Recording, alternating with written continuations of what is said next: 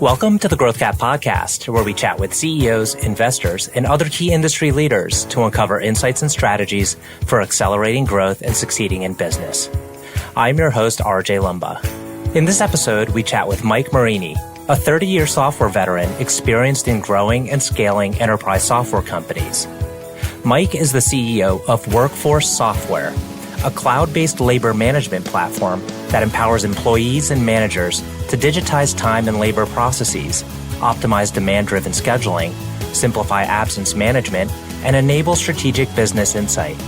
When approached about joining WorkForce Software, Mike saw an opportunity for the company to scale globally and attack a $20 billion market.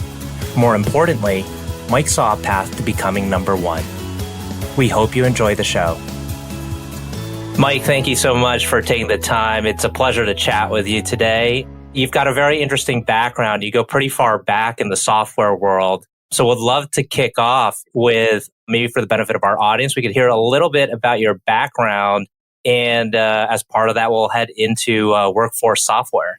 Great, RJ. Thanks for having me. Yeah, background is interesting because I didn't study IT or software in college. I was actually a petroleum geology major and tried to play a little football afterwards. I went to Colgate University and we had a great experience there with a great education. And I think when I went, we were the smallest Division 1A program in the country. And then they realigned to the new 1AA, et cetera. And we had a great run, good fun. I had a chance to try afterwards. I went to Buffalo and got cut.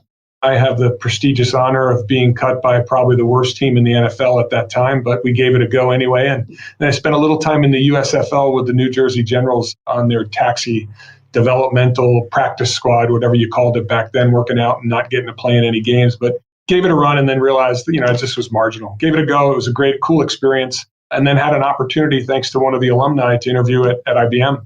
And that's where I started my career as a sales guy in New York City and had a good run for a number of years. But as I've gotten into that, what you saw was the hardware curve was heading down and the software and services curve was heading up. And so after 5 years, I jumped out and joined one of my solution partners called JD Edwards, which is a software company on IBM's AS400 at the time. And that's where the software world started for me, 26 years ago, not to date myself. It was a great opportunistic thing to fall into that because, as you know, over the last 30 years, the technology ride has just been magnificent. Yeah, I kind of feel like those who were able to land into the software world lucked out. I've known many people who really were just, finding a job after college, and they ended up riding a wave, and that wave continues to grow. So you've done some really interesting things where you've, as I noticed on your background, you've been in different roles and different situations with companies. Where does WorkForce Software stand in terms of a company life cycle, and kind of what do you most focus on? WorkForce has been crazy. It's been probably one of my most challenging experiences, but also one of my most rewarding experiences. At the time when I jumped into WorkForce, I was contacted by Insight Ventures, a big private equity firm, great firm, probably the best PE firm I've ever worked with to the date. And now we have Evergreen Coastal with us, which are amazing as well. But they contacted me because they knew of my background at SAP. And WorkForce was negotiating a deal for SAP to resell their product. And they said, hey, would you help the founder? And I was consulting at the time, working part-time, trying to play a little golf, enjoy life a little bit more, right? And of course, halfway through this, they're like, we like your background and we think we really have a diamond in the rough here.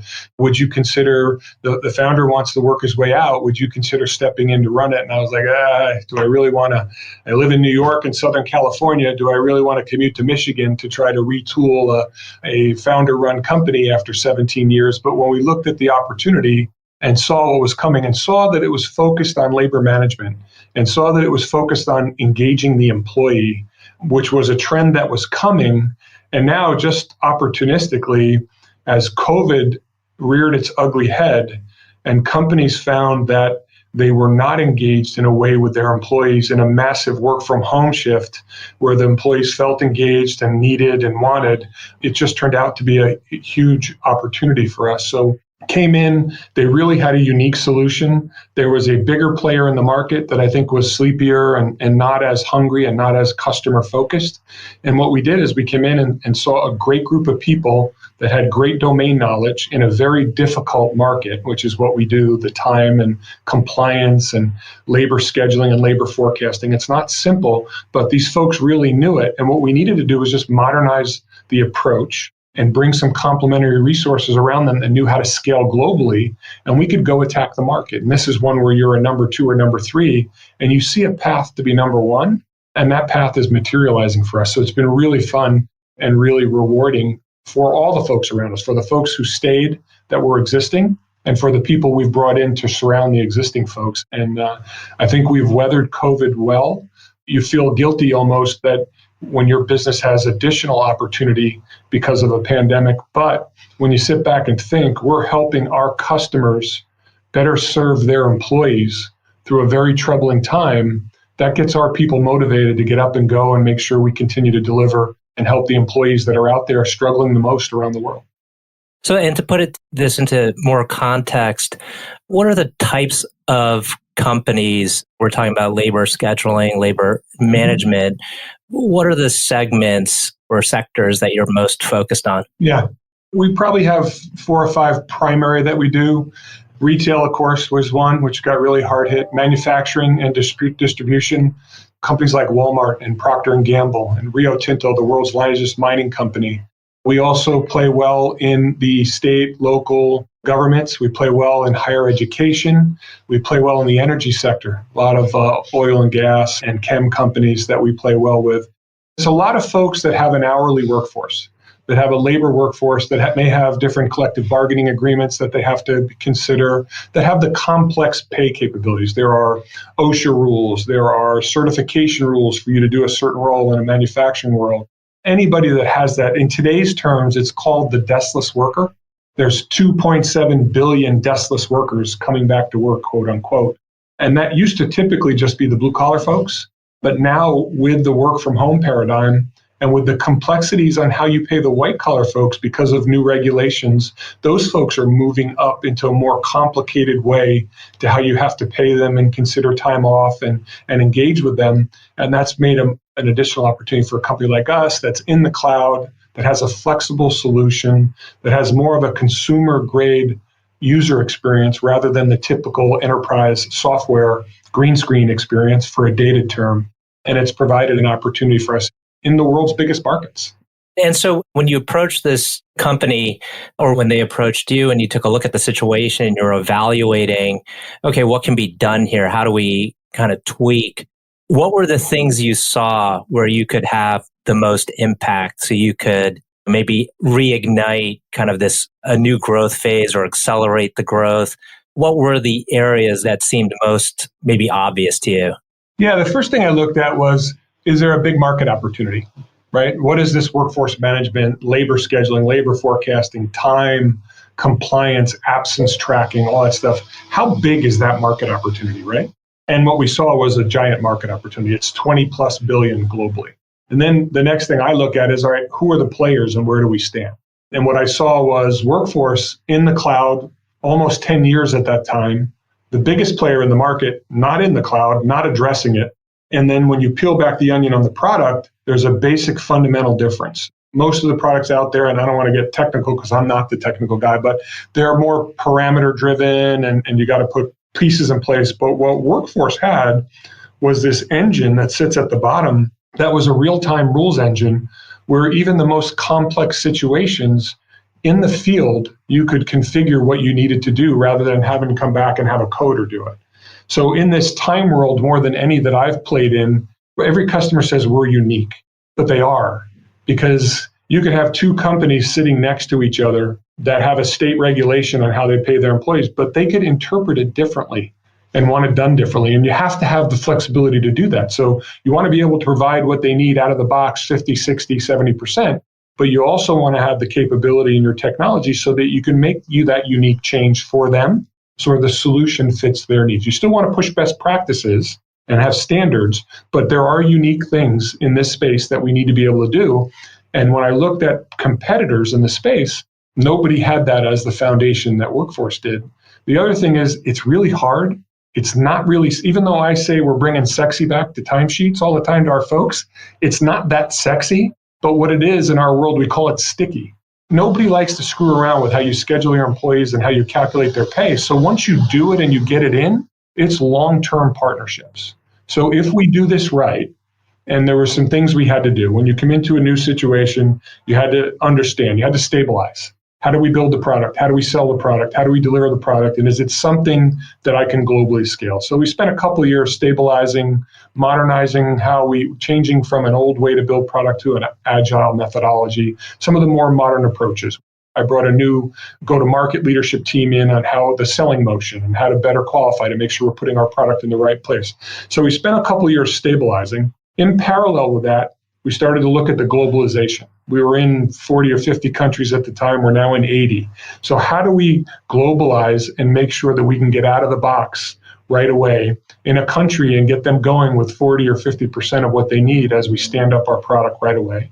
And then also in parallel with that, a couple years in, because when you get to a new environment, they're always saying, we need a new user experience on front.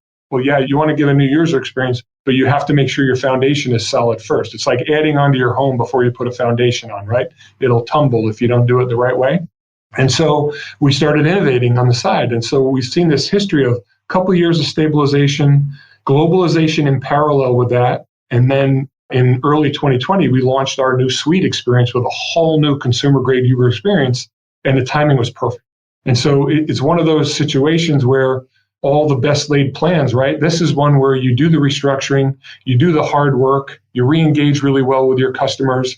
And oftentimes when you do these in the tech world, when you come out of that J curve, the opportunity may have changed. But for us, we're blessed and grateful that as we've come out of that J curve and we're ready, the opportunity has exploded. And we feel we've further distanced ourselves from our competitors in how people want to engage today with an employee-first experience. Typically, enterprise companies built software to handle the needs of the enterprise. Profitability, and you have to, but today, if you're not engaging with the employees, with Gen X, millennials, and Gen Zs that have a different way to engage and want to have a voice and be heard, you're going to have problems. And COVID highlighted that, wow, the employees don't feel like they're engaged and understand where the business is going. And we're in an opportunity based on what the work that we've done and the market segment we serve, where we can have a real positive impact on that. So it's got our team really, really excited. And we just announced yesterday that we're launching in June, along with a couple other things, a whole new employee communication platform inside our suite that allows companies to better engage with their employees in the way they need to. Micro surveys in the moment. Hey, you just had an overtime shift. Is this good or is it having negative impact? And they can respond. And because of our platform, the manager knows right away, they need more. I can schedule them tomorrow. Or this is hurting their family time. I need to give that person a break on overtime over the next couple of days when it was unscheduled. So companies can be more responsive. And we got opportunity coming at us now. We have to stay focused and clearly execute as we continue to grow the business.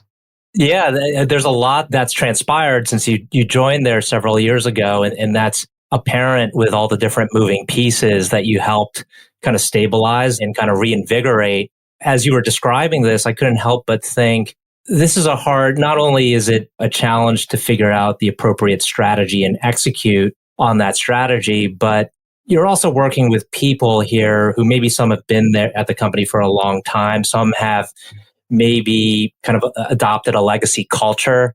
What is harder, changing or evolving the strategy or evolving the culture? Oh, I think the culture is really tough. I think strategy, people can get their minds around it, but I'm certain that the first 6 months here, people had my picture up on the dartboards at home and things like that. Because, when a founder runs a business for 15 or 16 years, and it was a pretty successful business, right? He built a foundation that we're accelerating on now. So all the credit to the founder, but there are pockets of the FOF, the friends of the founder, right? And everybody when we got here, they wanted transparency. I'm completely transparent as a leader, but what some people didn't realize that have only worked for a small inward-focused founder-run company is with transparency comes accountability, right? And so you have to be smart on the culture. And what we really wanted to do to make sure the culture would come is we wanted to be completely transparent, and we wanted to make sure that people understood Here's where we're going. Here's the steps we need to do. And here's your role in helping us get there. And by the way, we're going to hold you accountable, but I'm the CEO. Here's what I want you to do to hold me accountable along the way. Be consistent. It can't be the strategy du jour. We have to build a foundational strategy that we're going to execute on.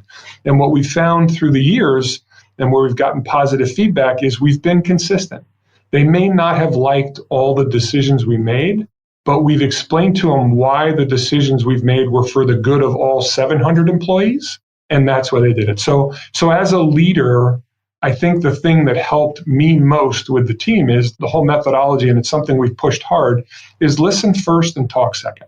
So let's make sure we understand what they're worried about, and let's make sure we articulate how we're going to address that as we move forward.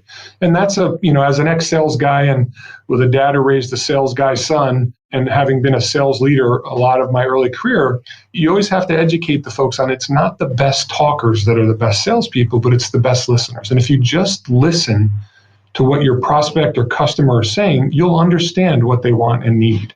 And so we really do, particularly during COVID, when there was a lot of anxiety, not just work anxiety, but personal anxiety, that listen first mentality of the leadership here, I think really showed our people how much we cared and how much we wanted to make sure that family first. We had to stay focused on our business if we wanted to keep the band together. But if you needed the time to focus on your family because you had, a kid who was melting down from school at home or an elderly parent, take the time to do it and then come back and go get it. So it's about listening. And I think if you listen and engaged and show that you are flexible to a decision you made at the time that may change, I think you can get the culture there. And I think we've done that. The biggest indication to me was we've had a number of folks who left early on because they're like, what's going on here, who now have come back, particularly in our engineering organization. And that's, for me as a leader, that says, okay, they're starting to trust us, which is good. And that's really important. And I understand their concern because here's this new guy they don't know. There's a new owner. They drop in this guy who's originally from New York to this nice, humble Midwestern company. Is this guy just going to be a jerk and ruthless to us, or does he really want to help us build this? So they were testing me, rightfully so. And I had to show that I was consistent and true to my word. And I had to bring the complementary leadership around me that took advantage of the people who were here saying, wow, this guy really knows us. Let's leverage it. Not take advantage, but leverage and partner with the good that was here and complement that with new people that could maybe broaden their vision to a more global scale. Mm-hmm. And one of the main topics of today in the modern business environment is remote work versus in-person at the office work. As you think about how you've kind of been able to reinvigorate the company and take over from a legacy culture, what's your view? What creates kind of the best, maybe most optimal work environment between remote and in-person? I completely miss the conversations in the cafeteria when I would walk around the office. You miss that engagement, but I don't think this work from home paradigm is going to go away. I think it's here. I think you'll see a balance come. We were blessed that, as a technology company, we were pretty ready for it. A lot of our salespeople and consultants and our solution people that demonstrate our product, they're out in the field anyway. So we had to pivot predominantly with the people who are developers, who are used to being in the Scrum pods and being together every day, and our support people. And so, we did that in about a week. Now we have an advantage because we're a tech company and our IT guys know it. And so we could get people set up. And we've been blessed that we've been able to thrive through it. But I know people are missing it. People are missing the interaction. We're all talking about it today, right? I don't miss the corporate travel. I think my leadership team does because it's given me more time to think. And I've been saying, hey, did you think of this? And so they're like, come on, back off. We got enough on our plate. But I think it's going to be a balance. And I think it's done a couple things. I think we've thrived through it because I've always been a person that believed in it. You want to get the best athlete no matter where they live. I didn't care whether they're corporate or not. They could come in and visit. I wanted the people that would run through walls with us and be a teammate and have your back. And I think it forced leaders that were uncomfortable with that to learn to trust their employees. And I think the problem with remote is people think, your feet are up all day watching soap operas or something, but you can know very clearly whether people are engaged or not. And I was really proud of our company. I mean, our people just continue to go above and beyond. And by the way, we told them, look, if you need that hour and a half in the middle of the day, as long as you're not in a critical customer situation, go deal with your kid that's melting down, or go see your mom and dad and make sure they're okay. But do us a favor, come back later on at night and wrap up what you got to do to make sure our number one core value is put the customer first. So make sure if you're working on the customer, make sure you come back and wrap that stuff up so we continue to deliver the success that we need. So I think a couple things happened out of it. Number one, it forced businesses to understand, can they really trust their employees? And those that demonstrated they did, I think, were rewarded for it. I think the other thing that COVID proved is it brought some humanity back. It made we were listed incomparably as one of the top 15 work-life balance companies in the world. And we were put up with companies like Walmart. And so we were proud to be in it because we're nowhere near their size. But it was a balance of, look, trust them. You know what you got to do. And it comes to my theme, which came from my dad, which is really be the CEO of your role. No matter what role you play here, act like you're the CEO of that role. And so if you got to go do something because there's an emergency, do it, but make sure you finish the task at hand. So I think it brought humanity back in that. It also brought the humanity back these situations where you're on Zooms, and if your kid used to walk in or your dog bark, people would panic. People don't panic anymore. It's like, hey, this is life, man. We're trying to balance this, and it's my first pandemic, like I'm sure it's yours. How are we going to get through this? Let's show humanity towards our people, because we know everybody's dealing with enough stress that's life or death, which is COVID, right? And so I think there's good things, although there's a lot of tragedy. I think if people step back and think about the humanity impact that can come out of this and how it brought people together. And particularly during a COVID time when there was so much social uneasiness and so many bad things we saw happen in the social world that we have to address with our diversity and equity and inclusion approach, that if we balance those things and don't lose sight of that those are a marathon and not a sprint, and we stick with it, I think it can have a real positive impact on business and society. A couple questions I'd like to close out the interview with, as I'm eyeing the clock here and we're coming up on time. One is, can you tell us about a challenging time you faced in your career that was, when you look back at the experience, was very kind of instrumental to how you developed, as a person, and, how you potentially lead other people, and it could be something that was in your childhood growing up. It could be something more recent in your professional career. Really anything at all. Can you tell us about a challenging time you faced and how you dealt with it? And when you kind of came out the other side of it, you look back and said, I'm kind of proud of that moment and proud of how I handled it. Yeah, I think there were many challenges. I was a young father, 22. I had my first kid.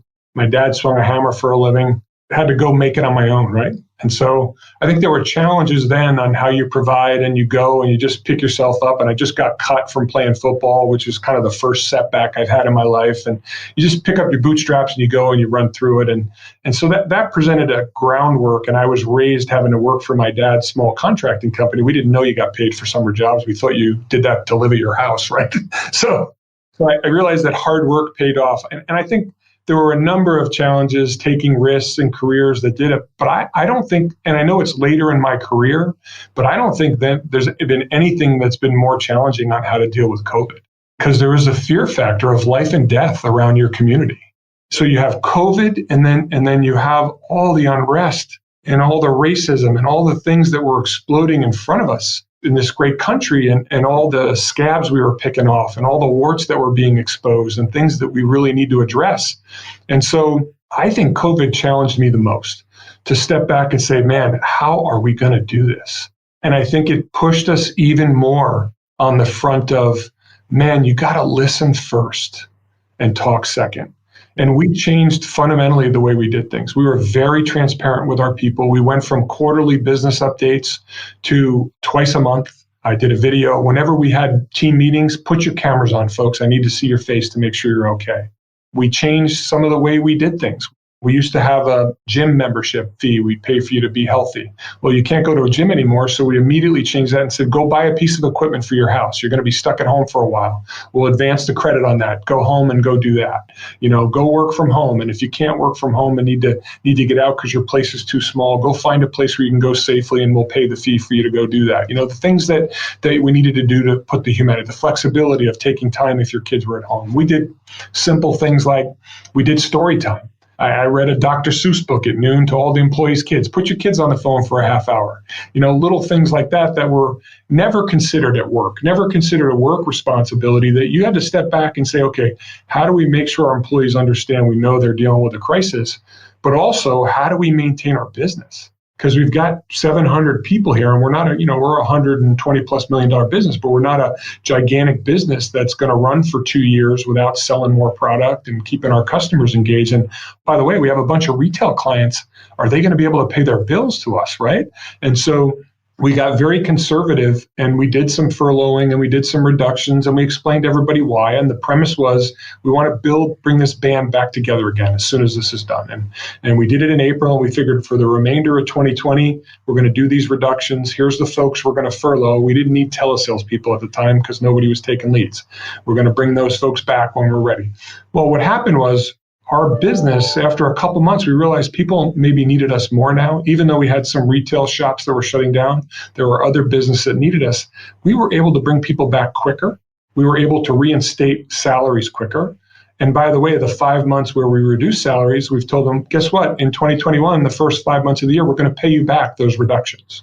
So what the people saw was leadership saying, how do we keep the ship moving so we all have a place and a home, but also how do we make sure we take care of our customers and take care of our employees in the same way? And I think when our employees started to realize that we're not just taking care of our customers, we're taking care of our customers' employees with what we do, just like our company is taking care of us, it just kind of synced. So not easy, right? Because you have to tell people, I don't know. People wanted answers, and I had to say, I don't know. This is my first pandemic too, but here's the latest information we have. So far, we're okay. Here's what we're going to do. We're preparing for worst case scenario. And if we beat that, folks, we're going to take care of you. And we were in a position where we were able to pay bonuses. We put raises into the 2021 plan. We paid everybody back the reductions that we took to be safe. And our employee population is flourishing because of it. And we're actually adding 200 more employees to our budget. We hired the most employees we ever did in Q1, 78 or 79 of the 200, just because we're seeing this focus on the employee and the labor management space really grow. So COVID was a challenge. It challenged us both professionally and personally at the same time. And that's the first time I really experienced, because the personal challenge for all of us was life or death. What is going on in this world, right? Mm-hmm. And then you have the social unrest around it, and you're like, oh my God, it is all coming together. And I'm just so proud of the leadership team and everybody who just stuck with it, communicated. We had the difficult conversations and the uncomfortable conversations, and we all worked through it as a team. And so I think that's given us resilience, and we're coming out of this strong and focused, and we're rocking and rolling. 2020 was actually our best financial year ever, and 2021 is already on track to blow away 2020. Mm-hmm. Well, leadership is both an art and a science. And I'll end with this question. Is there someone you've always looked upon as a role model, someone who, as you're making a tough decision, you think about and say to yourself, what would this person do? Or how would he or she approach this particular situation? What are the things I should be mindful of in making this decision? Is there someone who comes to mind who's helped kind of guide you? Look, I've been really lucky. I've had a number of mentors that paid it forward. Larry McTavish is a guy in the business. Unfortunately, he's passed away. He helped me a lot. But the biggest one is my dad. It was an influence from, I know a lot of people may say that, but it's crazy. He had an expression, and it materialized into my listen first, talk second, and be the CEO of your role. He had an expression which was listen, and we all had to work for him. And man, it was tough. I have 3 older brothers and a twin sister, and she never worked for him, but we all had to. Digging ditches, swinging a hammer, carrying sheetrock, all the stuff you did. And he had an expression was, listen, boy, when you get in a new situation, keep your eyes and your ears open and your mouth shut and understand. But once you understand, make a decision and be decisive. But don't be so decisive that you're arrogant. Be humble enough to know that if you get better information, you may have to adjust your decision. And I think that's the foundation of what's built me as a leader, which is to listen, be empathetic to the people, but know you have to be decisive and know it's fair for somebody to say, why did you make that decision?